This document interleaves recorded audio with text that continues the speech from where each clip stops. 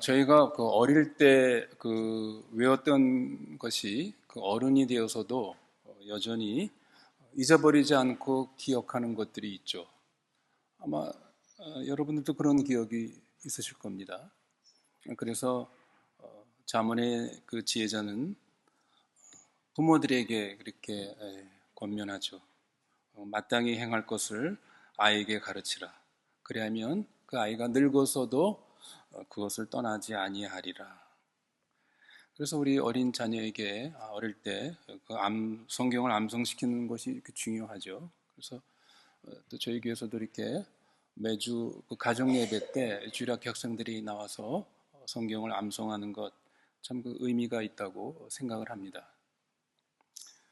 사실 저에게도 그런 기억이 있습니다. 제가 아주 어렸을 때 저희 집에 그 시집가지 않은 그 막내 고모, 노처녀가 함께 저희와 살고 있었습니다.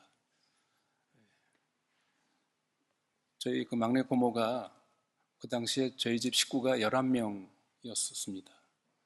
근데 뭐 노처녀니까 그래도 뭐 집안일을 해야 되지 않겠습니까?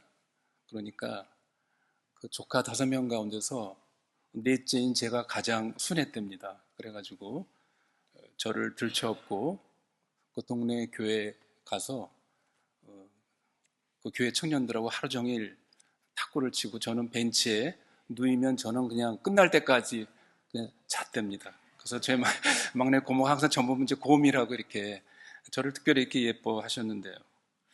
그 막내 고모가 저에게 그 어릴 때였는데 그 외국 노래들을 몇 개 가르쳐 줬습니다. 그 독일 민요인 그 딜장미라고 아시나요? Hide and Resline 이 노래하고 미국 민요 Oh My Darling Clementine 또 뭐 크리스마스 캐롤, 화이트 크리스마스 그다음에 징글벨 이런 거를 제 어릴 때 가르쳐 줬습니다. 저 지금도 그걸 다 그때 어릴 때 했는데 그걸 다 지금도 기억하고 그 외국어로 부를 수가 있습니다. 그 당시에는 이 단어들이 뭐를 의미하는지 전혀 모르고 그저 고모가 불러주는 대로 노래하는 대로 제가 따라서 같이 이렇게 하면서 외운 것이죠. 그런데 나중에 커가지고 제가 그 부르는 그 외국어 가사들을 그 원어들을 대조해 보니까 틀리게 내가 부른 게 너무 많더라고요. 그래서 제가 들어서 그냥 그 기억해서 부른 거기 때문에 그런 것이죠. 이 단어를 정확히 알고 배운 게 아니라 그래서 고모가 부른 노래들을 듣고 외웠기 때문에 정확하지 않은 것이죠. 여러분, 이러한 현상은 외국의 노래 가사만 있는 것이 아닙니다. 우리의 믿음을 형성하는 가장 깊은 진리에도 일어날 수 있다는 것이죠.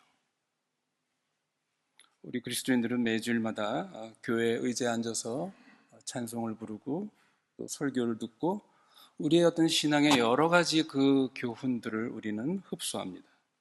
또한 우리는 다양한 신앙적인 책이나 어떤 신앙적인 정보들을 통해서 어떤 그 신앙의 그 가르침의 생각들 또 이런 그 것들이 아주 그 화강암처럼 우리 마음 속에 굳어집니다. 그것들이 우리에게 너무나도 이렇게 자연스럽게 편안하고 익숙해지면서 우리는 이것이 과연 정말 올바른 것인가?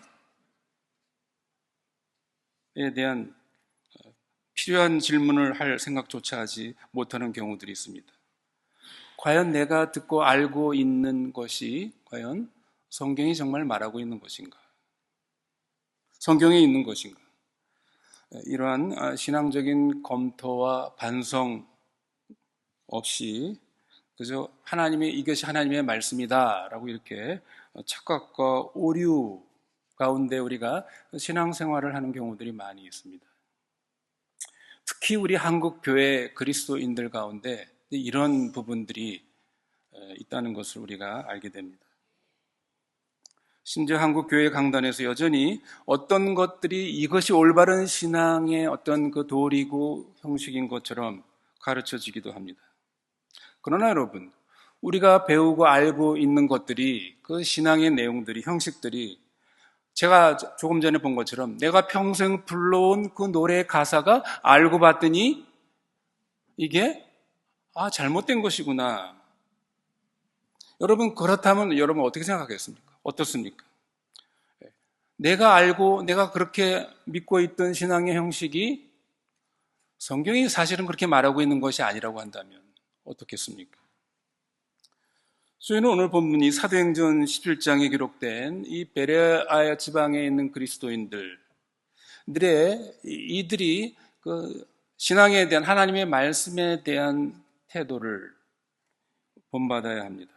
사실 전에 이 베레아에 대한 이들의 그 신앙의 태도는 제가 예전에 그 사도행전 강설을 할 때 사실은 이 부분은 제가 다뤘던 것으로 기억이 됩니다. 열정과 냉철함 사이, 뭐 내가 이런 제목으로 했나요? 예. 제가 지금 베레아 사람들의 신앙에 대한 부분을 집중적으로 하려는 것은 아니고 이들의 가진 태도가 오늘 적용 부분에서 우리의 신앙의 어떤 부분에서 이 베레아 사람들이 가졌던 이러한 그 태도가 필요한가를 보는 것이죠. 이 베레아의 그리스도인들은 사도가 말씀을 전할 때 아주 간절한 마음으로 은혜를 사모하는 마음으로 말씀을 받았습니다. 아주 중요한 태도죠. 우리에게 1차적으로 아주 중요한 것입니다.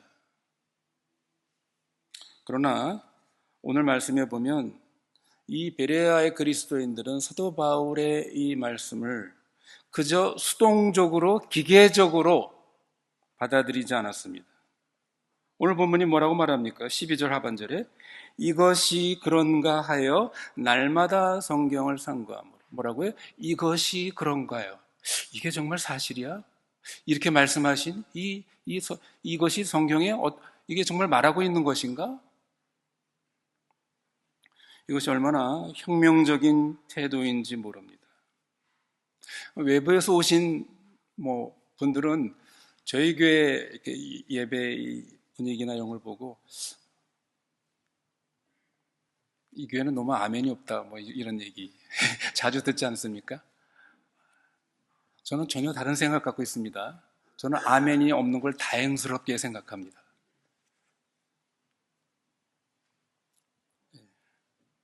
이것이 그런가 하여 여러분 아멘을 속으로 할 수도 있고 좀 보류해서 나중에 여러분이 집에 가서 말씀을 듣고 이것이 정말 그런가 하여 하면서 여러분이 나름대로 말씀을 정리하고 찾아보고 하면서 그때 아멘해도 괜찮습니다. 예전에 어느 분이 항상 앞자리에 앉아가지고 말끝마다 아멘 소리를 크게 해가지고 참 제가 부담될 때가 많이 있었는데 다행히 저희 교회에 그런 분이 지금 안 계셔서 다행스럽게 생각합니다. 여러분 제 말을 그냥 아멘으로 받지 마십시오. 정말 이것이 그런가 하고 질문해보고 나름대로 살펴보고 말씀드린 것처럼 나중에 집에 가서 하셔도 됩니다. 어려운 질문을 두려워하지 않았던 C.S. 루이스는 우리 기독교가 우리를 맹목적인 믿음이 아니라 생각하고 검토하고 진리와 씨름하는 믿음으로 초대한다. 여러분 이것이 우리 기독교의 특징입니다. 오늘 우리는 이 베레아 사람들처럼 되기를 바랍니다. 우리는 하나님의 이 말씀이라는 이 돋보기를 가지고 마치 우리가 잘못 그동안 불러온 노래 가사와 같은 것들이 무엇이 있는가에 대해서 우리가 몇 가지를 이제 살펴보려고 합니다. 첫 번째는 우리 교회 생활에서 가장 민감한 주제 중에 하나입니다. 뭡니까? 헌금에 대한 것입니다. 11조에 대한 것. 이 의무적인 11조 교리에 대해서 한번 생각해 보십시오. 사실 저희 교회에서도 11조라는 그런 또 항목이 있긴 있습니다. 11조 감사헌금 그래서 헌금할 때 이렇게 그거를 표시해서 하라 하지만 사실 실제로 저희가 11조를 강조하거나 11조를 의무적으로 11조는 이것은 반드시 해야 되는 이런 것들을 김 목사님 이후로 지금까지 저희 이 교회에서는 그런 것들을 언급 안 하죠. 옛날에 우리 김 목사님이 우리 IPC 노회에서 한번 크게 논쟁한 적이 있었습니다. 11조 문제 가지고. 김 목사님은 신약시대에 의한 더 이상 11조 제도는 없다. 이렇게 얘기를 했더니만 거기에 어떤 사람이 벌떼처럼 일어나가지고 목사가 마치 이단 발언을 한 것처럼 아주 큰 논쟁을 벌인 적이 있습니다. 사실 저희 교회에서는 이 문제가 그렇게 크게 문제가 되지 않는 것으로 보여집니다.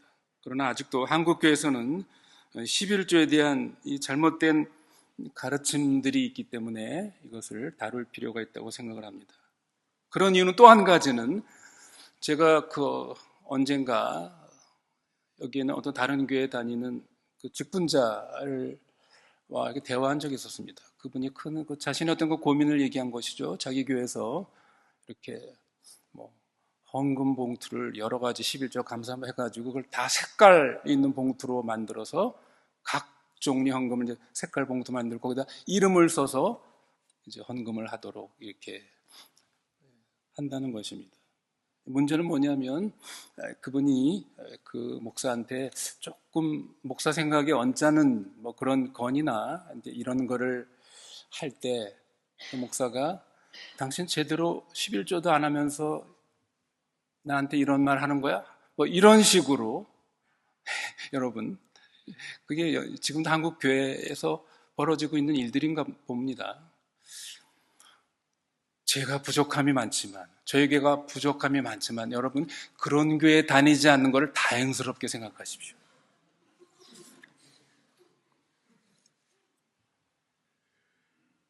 여러분은 11조에 대해서 어떻게 생각하십니까? 우리가 하나님으로부터 저주를 받거나 하나님의 것을 도둑질하는 벌을 받지 않으려면 우리 수입의 10%를 자기 교회에 바쳐야 한다라고 그렇게 생각하십니까? 물론 과거보다 덜하지만 지금도 한국교회에서는 이 11조 교리를 당연하게 받아들이고 또 강조하고 또 이것이 그 직분을 줄 때 그 자격의 아주 중요한 조건, 기준으로 되어 있습니다. 그리고 이런 문제에 대해서 의문을 제기하는 것을 거의 이단처럼 취급하는 그런 경우들도 있습니다. 하지만 성도 여러분, 이 베레아 사람들의 이 태도, 이것을 한번 여기에 적용해 보시기를 바랍니다. 과연 그런가?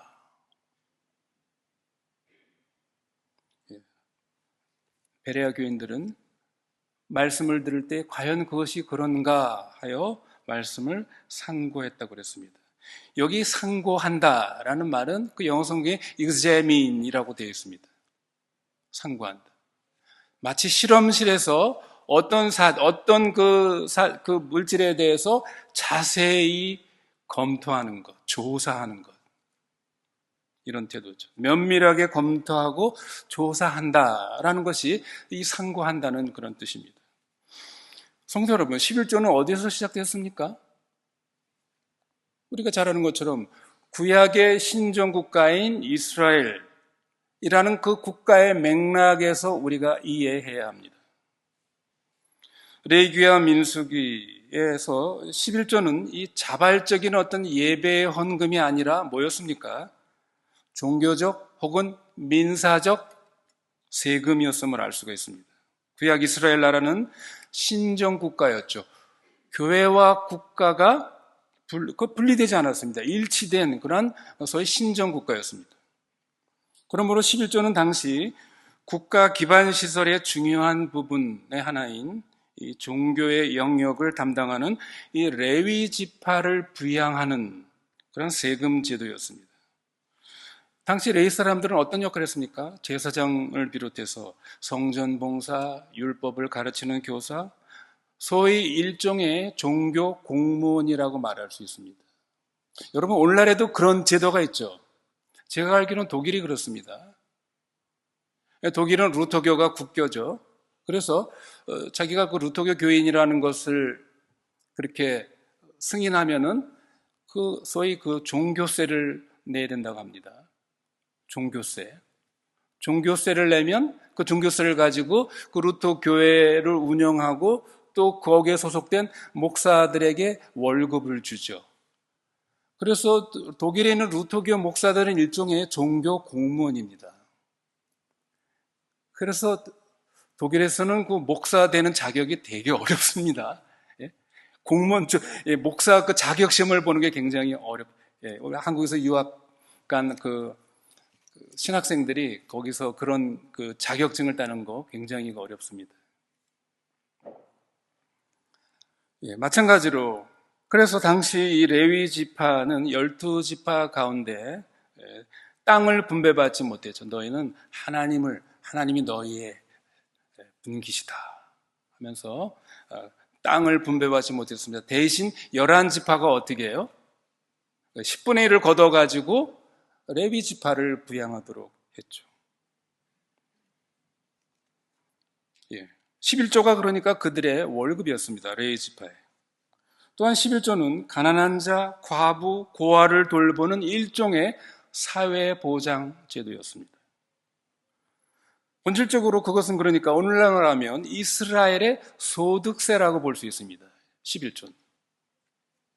레위 지파를 제외한 모든 이스라엘 백성이 내야 할 11조라는 이 소득세는 대략 그것을 합산하면은 10분의 1이 아니라 23%였습니다. 그러니까 모든 이스라엘 백성 레위 지파를 제외하고는 약 23%의 11조 소득세를 했던 것이죠. 그러니까 오늘도 11조 제도의 유효성을 주장하는 사람은 10분의 1이 아니라 사실은 구약 그대로 한다면 뭐예요? 23%를 내야 되는 것입니다. 그게 올바른 11조를 하는 것이죠. 중요한 질문은 이것입니다. 예수님께서 오시고 신약 교회가 탄생했을 때 그러면 이 구약의 11조 제도는 어떻게 되었을까 하는 것입니다. 우리가 잘 아는 것처럼 율법이 은혜로의 기념비적인 전환이 있었습니다. 신약의 교회는 더 이상 세금 제도를 가진 신정 국가가 아닙니다. 레위 지파의 이 제사장들은 어떻게 변했습니까? 우리의 대제사장 대신 그리스도에게서 완성이 됐고 또한 모든 그리스도를 믿는 신자들이 뭡니까? 제사장들입니다. 더 이상 레위 지파는 존재하지 않는 것이죠. 대체된 것입니다. 그래서 우리가 이 신약 교회를 인도하기 위해서 쓰여진 이 서신서들을 볼 때 놀라운 일이 일어납니다. 11조 계명이 완전히 사라집니다. 그리고 그 자리에 우리는 근본적으로 다른 원칙이 들어서 있다는 것을 발견하게 됩니다. 고린도후서 9장 7절에 바울은 이 새 언약 하에서 이 헌금, 이 재정적인 헌금에 대한 가장 명확한 지침을 주고 있죠. 그것이 뭡니까? 7절, 각각 그 마음에 정한 대로 할 것이요 인색함으로나 억지로 하지 말지니 하나님은 즐겨내는 자를 사랑하시느니라. 여러분, 이 각 단어를 분석해 보십시오. 그 마음에 정한 대로가 뭡니까? 10분의 1? 여기 무슨 고정 비율이 있습니까? 각 마음에 정한다. 네 마음대로 해라. 그 다음에요. 인색함으로나 억지로 하지 말지니. 여기 억지로라는 말은 헬라어 단어는 의무적으로라는 뜻입니다.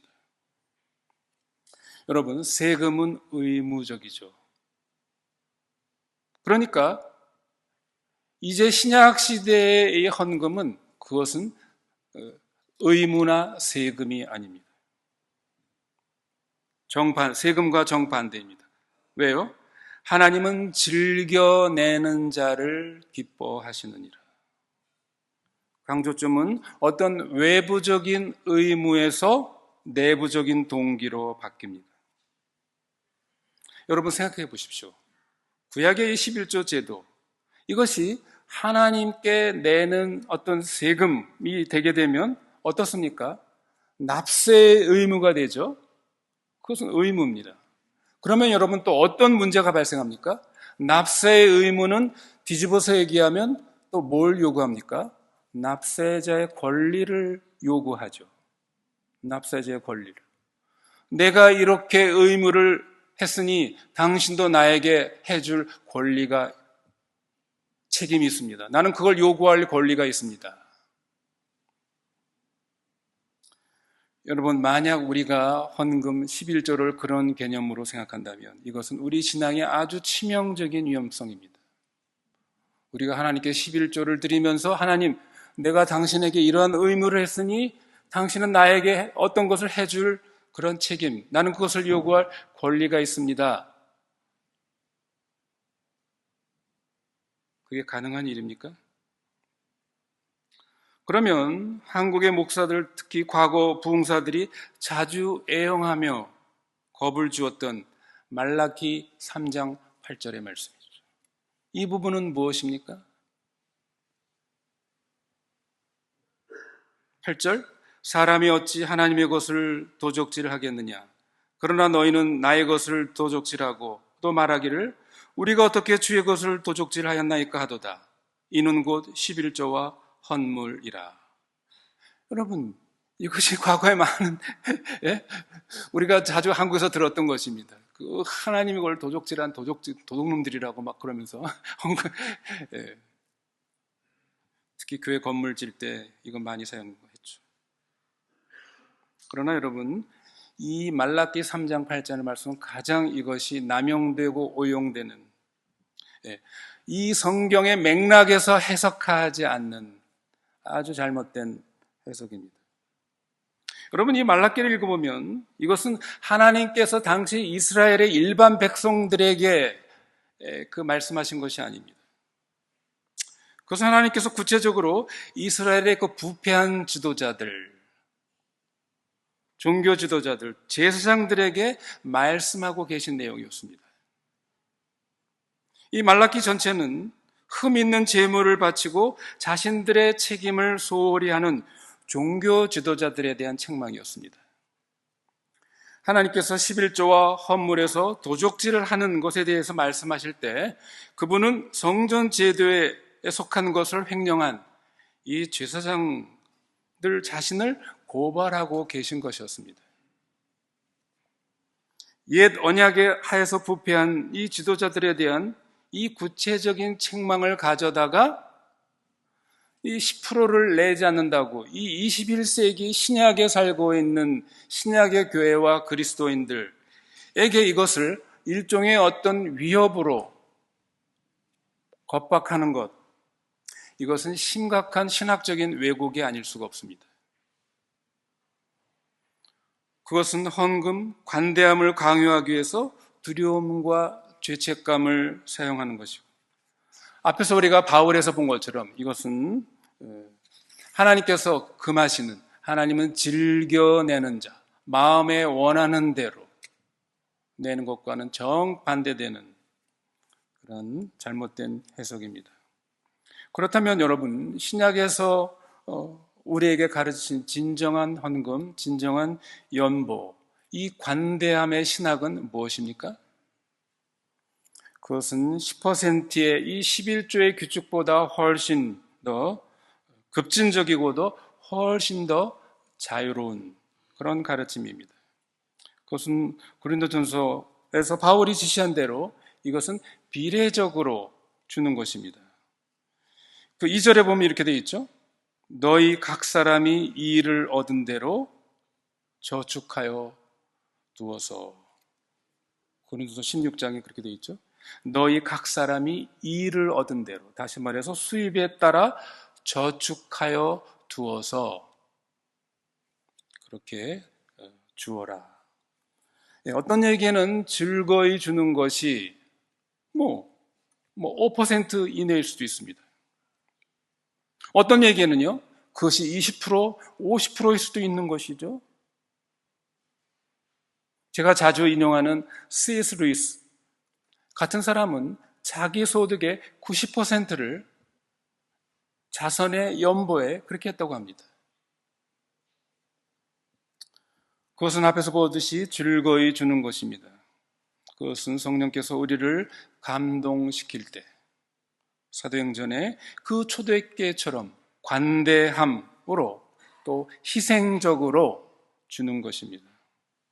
그들은 어떤 룰에 의해서, 규칙에 의해서 마지못해 의무적으로 하는 것이 아니라 성령의 부어주심 때문에, 심지어 초대교회는 어떤 일이 일어났습니까? 자기의 소유를 자기의 것으로 여기지 않고 유무상통했고 자신의 그 재산을 팔아서 가난한 자들과 공유했습니다. 그러나 성도 여러분, 오해하지 마십시오. 이런 의무적인 11조 제도에 대해서 우리가 문제를 제기하는 것, 이것이 우리가 무슨 탐욕을 옹호하는 것이 아닙니다. 오히려 그것은 하나님과 계산기 두드리는 방식에서 우리를 해방시켜 두려움과 의무가 아닌 사랑과 감사로 움직이는 그런 관대함의 삶으로 들어가게 하는 것입니다. 성도 여러분, 우리가 만일 이 10%의 율법 아래 있다면 그것은 성경에 없는 우리가 잘못 알고 있는 노래 가사입니다. 성경적 진실은 우리 마음의 자유와 관대함의 그 법 아래 있다는 사실을 우리는 언제나 기억해야 합니다. 많은 신자들의 삶에 헤아릴 수 없는 해를 끼치는 두 번째 교리는 믿음으로 보장된 치유에 관한 것입니다. 소위 치유신학 혹은 신유신학이라고 말할 수 있는 것이죠. 이게 뭡니까? 십자가에서 예수님의 그 놀라운 구속의 사역, 이것은 우리의 어떤 죄된 영적인 치유만이 아니라 우리의 육체적이고 정신적인 모든 질병들을 치유하는 그런 의미의 구원이다 라고 그렇게 주장하는 교리 신학입니다. 그래서 만일 어떤 그 치유, 어떤 병에 대한 치유가 일어나지 않으면 그 치유 신학에서는 어떻게 보는 겁니까? 그 책임이 그 사람, 그것이 우리에게, 우리 인간에게 있다고 보는 그런 관점입니다. 우리의 믿음의 부족 혹은 숨겨진 죄 혹은 그 치유를 올바르게 선포하지 않았기 때문이다. 이런 그 신학 교리를 주장하는 사람들의 그 근거는 특히 이사야서 53장 5절에 있는 말씀입니다. 이것은 아주 왜곡된 해석을 기반으로 하고 있는데요. 그게 뭡니까? 그가 채찍에 맞음으로 우리가 나음을 얻었도다. 이 신유신학을 가진 사람은 이것을 소위 이중속죄라고 얘기합니다. 이중속죄. 그가 채찍에 맞음으로 우리가 나음을 얻었도다. 그러니까 우리는 그가 맞음으로 말미암아 우리가 죄로부터의 치유가 일어날 뿐만 아니라 질병 모두를 위해서 예수님께서 죽으셨고 또 치유하셨다라는 것이죠. 물론 그리스도께서 질병을 치유하시죠. 그러나 그것이 여러분 절대적입니까? 그분이 항상 치유하셔야만 하고 우리가 치유를 요구할 권리가 있다라고 생각하는 것은 성경적인 검토를 견디지 못할 것입니다. 왜 그렇습니까? 예수님의 공생의 사역을 보면 치유가 아주 중요한 세 가지 사역 중에 하나인 것은 분명합니다. 말씀을 전파하시고 가르치시고 고치신 것. 그러나 예수님의 사역을 보십시오. 이스라엘에 있는 모든 환자들을 예수님이 다 고치셨습니까? 또 설령 고쳤다 할지라도 치유를 받은 사람들이 결국 어떻게 됐습니까? 결국 다 나중에 죽었습니다. 신약 전체는 이사야의 이 구절을 주로 죄로 말미암아 죽은 병든 우리들을 영적으로 치유한 것에 적용하고 있다는 사실입니다. 사도 베드로는 베드로전서 2장에서 이 이사야서를 인용하여 말합니다. 24절 25절에 그가 채찍에 맞음으로 너희는 나음을 얻었나니 너희가 전에는 양과 같이 길을 잃었더니 이제는 너희 영혼의 목자와 감독 대신 이에게 돌아왔느니라. 여기에 병도 치유될 것이다. 그런 말은 사도 바울이 쓰고 있지 않습니다. 너의 영혼이 잃었던 데서 이제는 참된 목자로, 참된 아버지에게로 돌아온 우리의 영혼의 구원 문제로 그렇게 해석하고 있는 것이죠. 여기에 언급된 치유는 우리 영혼의 치유입니다. 만약 충분한 믿음을 가진 모든 신자에게 이 육체적인 치유가 보장된다면 여러분 상상해 보십시오. 신약이라는 책은 매우 얇은 책이 될 것입니다. 왜 그렇습니까? 신약의 많은 부분이 우리의 고통에 대한, 고통과 관련된 교훈이 우리 신약 성경에 얼마나 많이 있습니까? 만약 우리의 고통과 치료, 이 질병의 문제가 다 해결될 수 있다면, 그런 교훈은 다 빠진다면 신약 성경은 정말 얇아질 것입니다. 그러나 우리가 발견하는 것은 이 모범적인 믿음을 가진 사람들도 병에 걸렸고 때로는 치유되지 않았다라는 것이 아주 정직하고도 물론 고통스러운 증언입니다. 저희가 자주 과거에도 말씀드렸지만 믿음의 거장인 사도 바울의 예를 보십시오. 그는 육체에 정말 자신을 괴롭히는 육체의 가시 질병을 가지고 있었습니다. 그는 3번씩이나 하나님께 그것을 제거해 달라고 간절히 간곡하게 요청해 기도했습니다. 그러나 하나님의 응답은 뭐였습니까? 치유가 아니라 은혜였습니다. 고린도후서 12장 9절에 내 은혜가 내게 족하도다. 이는 내 능력이 약한 데서 온전하여짐이라. 믿음 안에서 바울의 사랑하는 아들 디모데는 잦은 그 위장병 문제로 고생했죠. 바울이 어떻게 그 믿음의 아들 디모데에게 뭐라고 그랬어요? 참 너 믿음이 부족하구나. 더 열심히 기도해. 낫기를 위해서. 그렇게 했습니까? 뭐라고 그랬습니까? 그 병을 위해서 포도주를 조금씩 쓰라.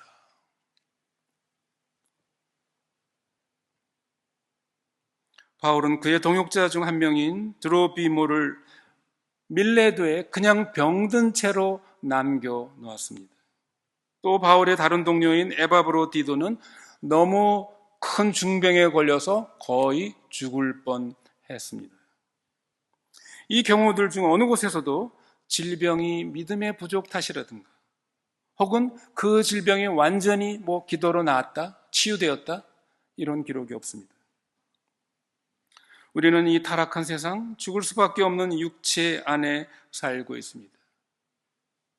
가장 신실한 믿음의 사람들조차 질병과 고통에서 면제되지 않습니다. 그러나 이 잘못된 치유신학은 우리가 올바른 믿음의 공식을 사용하면 치유되지 못할 질병은 없다고 그렇게 주장을 합니다. 물론 하나님은 못하시는 것이 없으신 전능하신 하나님이시죠. 하나님의 뜻이면 모든 질병을 정말 완벽하게 치유해 주십니다. 그러나 문제는 뭡니까? 우리가 질문해야 할 올바른 질문은 뭐죠? 이것이 그런가? 베레아의 그 질문을 적용한다면 뭡니까? 하나님의 뜻이 무엇인 거죠? 이 질병에 대한 하나님의 뜻이 무엇인가? 이것을 먼저 우리는 질문하고 그것을 하나님께 우리는 질문해야 되는 것입니다. 여러분, 올바른 믿음은 하나님의 뜻이 뭐냐를 알아가는 것이고 그 뜻에 순종하는 것입니다. 그렇지 않고 믿는 자에게는 능치 못한 일이 없으니 라는 그런 잘못된 해석을 가지고 이 질병의 문제를 접근한다면 그것은 창조주와 피조물의 관계를 뒤집는 것입니다. 하나님께서 자기의 뜻대로 주관하시는 것을 부정하는 것입니다. 마치 하나님은 우리의 소원을 들어줘야 될 우주적인 램프의 요정으로 만드는 그것은 미신이요 광신입니다. 오히려 성경은 하나님께서 질병을 포함한 모든 것을 우리의 유한한 마음이 다 이해할 수 없는 방식으로 우리에게 유익과 하나님의 영광을 위해서 사용하신다는 것이죠. 여러분, 이것이 중요합니다. 우리의 유익과 하나님의 영광을 위해서 하나님께서 나의 이 질병을 치유해 주실 수도 있고 즉각 치유해 주실 수도 있고 점진적으로 치유해 주실 수 있고 아니 그것을 치유하지 않으실 수도 있습니다. 우리가 바울의 예를 통해서 보지 않습니까? 바울은 그 질병, 육체의 가시를 제거해 주지 않았습니다. 그러나 그에게 어떤 유익과 하나님의 영광이 나타났습니까? 바울이 어떤 고백을 해요? 오히려 자기의 육체의 가시를 통하여 뭐라고요? 내가 자고하지 않도록. 그걸 통해서 바울이 뭐라는 거예요? 내가 교만하지 않고 겸손을, 연약함을, 나의 나약함을 나는 배웠다. 어떤 유익입니까? 바울에게 가장 치명적인 질병이 됐을 교만으로부터, 이 교만이라는 영적의 그 치명적인 질병으로부터 그를 구원해 주신, 치유해 주신 그 유익이 있는 것 아니었습니까? 그리고 이 치유 신학의 교리는 희망을 제공하는 것처럼 보이지만 실제로는 가장 잔인하고 또 목회적으로 무책임한 신학 중의 하나입니다. 그것은 이미 육체적으로 고통받고 있는 사람들에게 짓누르는 영적 부담을 지어줍니다. 여러분, 질병 속에 있는 신자는 영적으로, 육적으로, 정신적으로 모든 게 다 아주 약한, 힘든 가운데 있는 사람입니다. 그럼 그 자신을 탓하는 것이죠. 내가 어떤 믿음이 부족한가? 내가 무엇을 잘못했는가? 하나님께서 나에게 어떤 벌을 내리셨는가? 내 숨겨진 죄는 무엇인가? 가족들은 사랑하는 사람의 그 시들어가는 모습을 보면서 우리가 혹시 이 아픈 고통받는 저 가족을 위해서 우리가 더 간절히, 더 충분하게 기도하지 않았기 때문인가? 하면서 자문합니다. 예수님께서는 결코 병든 자들, 그들의 상태 때문에 비난하지 않으셨습니다. 오히려 그 연약한 자들, 연민의 눈으로 바라보시며 그들을 만져주셨습니다. 진정한 성경적 희망은 고통의 현실을 부정하는 것이 아니라 하나님께서 고통 속에서 우리와 함께 계시며 모든 신자를 위한 궁극적인 보장된 치유는 이 세상이 아니라 우리가 부활할 때, 이 죽을 몸이 부활의 새 몸을 입을 때라고 성경은 우리에게 분명히 약속하고 있습니다. 그러므로 보장된 치유 교리는 성경에 없다는 사실을 여러분 기억하십시오. 세 번째 교리로 넘어가 보겠습니다. 이것은 좀 복잡함의 그런 뉘앙스가 필요합니다. 그것은 가장 단순한 버전으로 한 번 구원받으면 영원히 구원받는다. 널리 알려진 교리입니다. 한 사람이 영접 기도를 한 번 하면 그가 남은 생애를 어떻게 살든 상관없이 그의 구원은 영원히 보장된다라는 생각입니다. 성도 여러분, 오해하지 마십시오.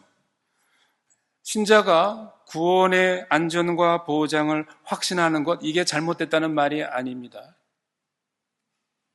성경에는 요한복음 10장이나 로마서 8장에 있는 것처럼 하나님께서 성도들을 끝까지 보존하시고 인도하신다는 놀라운 약속들이 거기에 있습니다. 그러면 여러분, 왜곡은 무엇입니까? 이 안전이 뭡니까? 고의적인 죄의 삶과 회개치 않는 삶에 대한 면허증이 될 때 발생하는 것입니다. 그것은 칭의와 성화를 분리하는 신학입니다. 마치 구원이 이 땅에서 우리의 삶과 우리의 삶의 여정과 아무런 거기에 영향을 받지 않는, 그저 단 한순간에 천국행 도장이 딱 찍힌 것으로 끝나버리는, 다 된 것으로 여기는 이러한 생각입니다. 그러나 성경은 더 균형 잡힌 그림을 제시합니다. 성경은 구원의 안전과 보장에 대한 약속과 함께 믿음에서 우리가 멀어지고 미끄러지는 그 위험에 대해서 아주 엄숙한 경고를 하고 있습니다. 전에도 말씀드린 적 있죠? 히브리서 6장 6절, 한 번 빛을 받고 하늘의 은사를 맛본 후 타락한 사람들, 그들에겐 다시 새롭게 하여 회개할 수 없다라고 경고하고 있습니다. 베드로서 2장 20절에는 만일 저희가 우리 주 대신 구주 예수 그리스도를 알므로 세상의 더러움을 피한 후에 다시 그 중에 얽매이고 지면 그 나중 형편이 처음보다 더 심하게 된다라고 말합니다. 여러분, 우리는 이 구절들을 들을 때 여러분은 어떠한 마음이 듭니까? 우리는 이것을 무시할 수가 없습니다. 결국 이것은 변화된 삶을 낳지 않는 믿음은 애초부터 그의 믿음이 구원에 이르는 믿음을 가진 것인가, 그 믿음이 구원에 이르는 믿음이 아닐 수도 있다라는 것을 경고하고 있는 그런 말씀입니다. 진정한 성경적 교리는 무조건적인 안전이라기보다는 참된 믿음, 참된 성도에 대한 견인, 안전 보장입니다. 다시 말하면 우리가 원하는 대로 살고도 구원을 받을 수 있다는 것이 아니라 하나님에 의해 진정으로 구원을 받은 자들은 그분에 의해서 보존될 것이고 그 결과로 그 사람은 믿음과 거룩함 안에서 끝까지 믿음의 경주를 견디어 나갈 것이다 라는 그런 말씀입니다. 우리의 구원의 증거는 우리가 20년 전에 한 기도가 아니라 오늘 우리의 삶에 나타나는 성령의 열매입니다. 성도 여러분, 우리 스스로에게 질문해 보십시오. 오늘 나의 삶 속에서 그리스도의 성품의 열매가 맺어가고 있는가? 후회와 한탄에 머무르는 것이 아니라 돌이키고 순종하는 회개의 열매가, 그 실제가 나에게 있는가? 죄를 전혀 짓지 않는다는 말이 아니라 우리가 죄를 지을 때마다 그것에 대한 진정한 회개, 돌이킴이 있는가? 요한일서 2장에서 사도 요한은 이렇게 말합니다. 그들이 우리에게서 나갔으나 우리에게 속하지 아니하였나니 만일 우리에게 속하였더라면 우리와 함께 거하였으려니와 그들이 나간 것은 다 우리에게 속하지 아니함을 나타내려 함이라. 요한일서 2장 19절 말씀입니다. 여러분, 진정한 증거는 인내하고 머무르는 것입니다. 이것이 바울이 우리에게 두려움과 떨림으로 우리의 구원을 이루라고 말한 이유입니다. 여러분, 성경적인 의미에서 구원의 안전은 뭡니까? 그것은 영적 게으름에 대한 변명이 아닙니다. 그것은 우리 안에서 선한 일을 시작하신 분이 그것을 끝까지 완성하실 것을 우리가 확신하며 계속해서 이제는 우리는 그 하나님을 향해서 거룩의 삶을 추구해 나가는 그러한 연료로 우리를 계속해서 이끌어가는 바로 그 믿음인 것입니다. 한 번 구원받으면 영원히 구원받는다는 이 대중적이고 왜곡된 버전은 성경에 없습니다. 성경에 있는 것은 뭡니까? 하나님의 능력으로 보증된 살아있고 견디며 열매 맺는 믿음으로의 부르심입니다. 그렇다면 성도 여러분, 이 모든 것이 우리에게 무엇을 의미하는 것입니까? 그것은 한마디로 말하면 자유를 의미합니다. 앞에서 우리가 살펴본 것처럼 우리의 인간적인 교리들로부터 자유로워지는 것은 믿음을 잃는 것이 아닙니다. 오히려 진정한 믿음을 찾는 것입니다. 바울이 갈라디아서 5장에서 외쳤듯이 그리스도께서 우리에게 자유롭게 하려고 자유를 주셨으니 다시는 종의 멍에를 매지 말라. 예수님께서 우리를 속박할 새로운 규칙들, 새로운 종교 체계를 주로 여기에 오신 것이 아닙니다. 그분은 우리에게 아버지와의 살아있는 관계를 주로 우리에게 오셨습니다. 여러분 생각해 보십시오. 감사하는 마음에서 우러나오는 그 관대하게 주는 기쁨을 생각해 보십시오. 자책의 고통이 아닌 하나님의 주권에 대한 평화로운 마음을 가지고 질병을 맞서는 그것을 여러분 상상해 보십시오. 불안감에 빠지지 않고 그분이 우리를 붙들고 계신다는 것을 알면서 그리스도와 함께 걷는 그 안전을 상상해 보십시오. 말씀을 맺습니다. 성도 여러분, 여러분이 듣는 것 또는 읽는 것, 모든 여러분이 듣고 배우는 정보를 통해 이 베레아 사람들이 가진 태도를 적용하시기를 바랍니다. 왜 그렇습니까? 우리가 더 잘 믿기 위해서, 더 올바르게 믿기 위해서 이것이 그런가 하는 질문과 탐구의 정신을 가지십시오. 어떤 말씀, 어떤 교리가 설교되거나 강의를 들을 때, 어떤 신앙적인 책이나 정보를 얻게 될 때 과연 성경이 이것을 정확히 말하고 있는가, 가르치고 있는가 질문하십시오. 여러분, 질문하는 것은 반항의 표시가 아닙니다. 의심의 표시가 아니라 그것은 영적 책임감의 표시입니다. 이 일을 할 때 베레아 그리스도인들처럼 물론 동시에 우리는 간절한 마음으로, 기대하는 마음으로, 겸손한 마음으로 그 말씀들을 대해야 합니다. 우리의 반응은 지적인 오만함이 아니라 인내심 있는 사랑입니다. 바울은 에베소서 4장 2절 3절에서 우리에게 이렇게 권면합니다. 사랑 안에서 서로 용납하고 평안에 매는 줄로 성령이 하나 되게 하신 것을 힘써 지키라. 뭐라고요? 사랑 안에서 서로 용납하고. 여러분, 우리는 비성경적인 교리를 거부하는 것, 그것이 그런 그 비성경적인 교리를 받아들이는 사람들 그 자체를 거부해서는 안 됩니다. 오히려 그런 사람들을 우리가 사랑으로 대하고 초대하여서 함께 하나님의 말씀, 성경을 펴고 이것이 그런가 하여 진리를 재발견하는 이런 태도를 우리가 가져야 합니다.